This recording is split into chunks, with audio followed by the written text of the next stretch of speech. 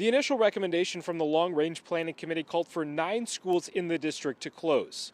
But that list was changed to 8 schools in September after community and school board feedback.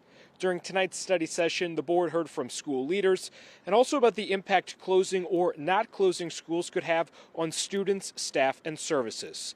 After a long discussion, the board also asked the superintendent and district staff to give them alternative options other than closing those 8 schools, 6 elementary schools, and 2 middle schools.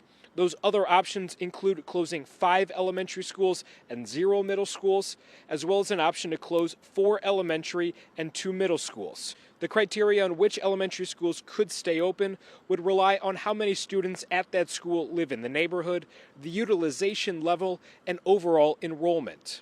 After the meeting, I asked Board Vice President Kyrene Nelson what she's going to be considering over these next couple of weeks while weighing a decision. It's really going to be important for me to kind of weigh the feedback, the data, and what's before us as far as how I feel we should move forward. But there are still parents, like Catherine Peters, wondering if their school will be one of the ones to close. Definitely going to be stressed, going to be probably going to take way longer. I feel like these months have flown by, these last few weeks have flown by, and I think these 2 weeks are going to drag on until we get that decision. And at some point next week, the Kyrene School Board will hold another study session to learn more about those 2 alternative options they requested, with a final vote scheduled at this point for December 16th.